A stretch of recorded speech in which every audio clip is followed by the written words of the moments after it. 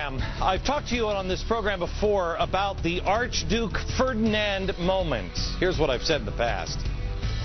I've been talking about this perfect storm for a while, and I've been looking for that Archduke Ferdinand moment. That Archduke Ferdinand was the guy who was assassinated in some, I don't know, some country over in Europe that started World War I. And if I would have told you, back then, hey, we're going to go to war over Archduke Ferdinand being assassinated, everybody would have said you're crazy. Yes, maybe I am.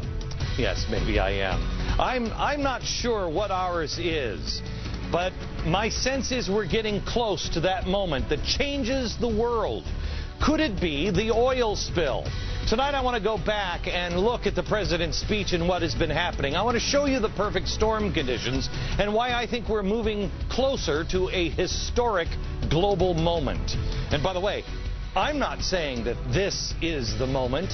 Tonight I'm going to show you the words, not only of American celebrities, but news people, and also American communist revolutionaries who are now stepping to the plate to say, this is the moment. Coming up.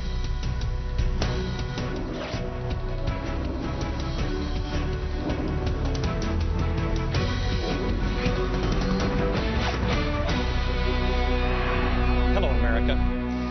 First of all, I want to thank you for all of the notes and the kind words and the prayers for my family over the last couple of days. I have gotten notes and emails from all over the world, and it means an awful lot. Thank you. All right. I wasn't here yesterday, and so I want to talk to you a little bit about the speech from the president, because I have a slightly different perspective than I think what most people do, because things are starting to tie together. We're entering a new phase, and we're seeing it played out now in the media. It's the beginning of it, and you must watch for it. We're no longer being nudged to get into line. We're getting shoved now. There is a war being fought, and it isn't against the oil spill. It is on our very way of life. The words I'm hearing now in the media are some of the most shocking words I think I've ever heard. I'm going to play some clips for you tonight. I want you just to really let this wash over you in the context of what I told you 2 weeks ago about America. What is it? America's Future Now, the conference that happened in Washington with the progressives, because history is about to repeat itself. First, I want to start here with the president's address on the BP spill. They are comparing it to Jimmy Carter's famous crisis of confidence speech, where Carter was his usual inept, wimpy self. Obama didn't blow this speech. He did exactly what he wanted to do. This speech was a declaration of war, and I want you to listen to the language. The one approach I will not accept is inaction. The one answer I will not settle for is the idea that this challenge is somehow too big and too difficult to meet. The same thing was said about our ability to produce enough planes and tanks in World War II. Okay, what is he talking about here? What's too big? That we can't ever stop it? He won't accept that we can't ever stop this leak? No. He won't accept that we can't fundamentally transform energy in this country and get off of oil. All right. Did you hear the rhetoric? Did you hear the terseness of it? He won't accept it. And World War II. Now, watch this. I've returned from a trip to the Gulf Coast to speak with you about the battle we're waging against an oil spill that is assaulting our shores and our citizens. Tonight, I'd like to lay out for you what our battle plan is going forward. Got it? Battle plan. An assault on our shores. World War II. George Stephanopoulos described this as martial language.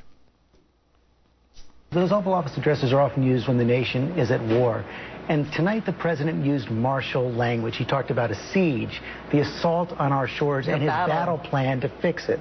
And he said we have to rally together. And I think what the White House was reaching for tonight is the feel of Franklin Roosevelt during World War II in those fireside chats. And the president even said, during World War II, they said we couldn't build enough planes and tanks, but we did. We can beat this as well. Okay. Make no mistake, this was a war speech. This was Obama's first speech from the Oval Office as president. Now, presidents usually give addresses from the Oval Office for extremely unusual events. They use them for major economic news, addressing a tragedy, or an announcement of war. Don't get me wrong. Understand clearly, this oil spill is a disaster. It is a massive disaster. It's an actual crisis, not a manufactured one like healthcare was. But remember, it was Obama who went on national TV to plead for the passage of the stimulus bill because America may not make it. We may never recover if it doesn't pass. And he did not use the Oval Office for that one. So the complete and total collapse of America doesn't warrant a speech from the Oval Office, but an oil spill that the president has waited months to address and golfed 6 times, went to a Paul McCartney concert in the meantime, suddenly does warrant the Oval Office and him declaring war. Declaring war on an oil spill. I went and I looked up some history. The answer is always found in history. This speech may as well have been given by Woodrow Wilson or FDR. They are using the model of these two men for Barack Obama. Progressives need a crisis with the, remember these words, the moral equivalent of war. The moral equivalent of war to pass unpopular bills. Now, this isn't my theory. Remember, it was Woodrow Wilson, the propaganda specialist, Edward Bernays.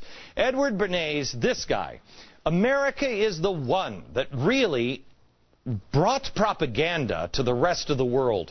This guy was so excited about propaganda and how well the war propaganda worked in World War I that he wanted to expand the idea after the war. He said, quote, "It was, of course, the astounding success of propaganda during the war that opened the eyes of the intelligent few in all departments of life to the possibilities of regimenting the public mind."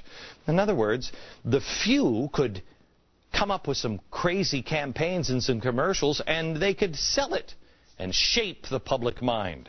He said, "It was only natural after the war ended that intelligent persons should ask themselves whether it was not possible to apply a similar technique to the problems of peace. They needed a moral equivalent of war."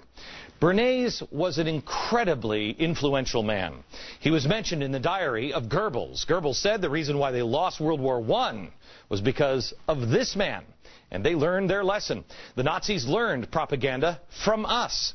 It was the emergency propaganda in Germany that led the Jews eventually to the ovens, because Jews were causing the problems. There were just too many in Europe. Jews took over the banks. Got it? They created a moral equivalent of war, and then it led to war. Some of the worst villains in all of history have used the idea of propaganda the way the American Bernays under Woodrow Wilson intended it to be used. It is a progressive tactic, and it works both on manufactured and real crisis. Because you will say, if there is a crisis, you will say, well, we got to do something. How many times have we heard that? We heard it with the financial crisis. We heard it with George W. Bush, I contend, a progressive, who put the massive Patriot Act through after 9/11. Don't get me wrong. I was for the Patriot Act when it happened because I hadn't read enough history yet. I said, well, we've got to do something. We had to do something against a foreign enemy. And so we created the Department of Homeland Security. We took our shoes off, we took our belts off, and we believed it. We actually believed for about 4 years, maybe 3 years, that this guy was going to keep us safe. But then in his second term, something happened. We realized that they weren't even addressing the problem on our borders. We realized, wait a minute, how can you be protecting the American people and yet leaving our southern and our northern border wide open? We realized it wasn't about protecting us. It was about something else. It was about big government and control. Progressives on the right. And it didn't feel right. Barack Obama has done the same now. When Barack Obama came into office, one of the first things he did was to change the name, the War on Terror. He said it's not a war on terror. It is, well, that's a spooky picture. It's an overseas contingency operation. He said there is no war on terror or war on Islamic extremism. No war on terror. But now, in a speech, he's announcing a war on an oil slick. It doesn't feel right, does it? The left and the right, progressives, they're the same. One wants global control through the UN. This is Woodrow Wilson. The right wants a U.S.-led global control. This is Bush. This is any of them.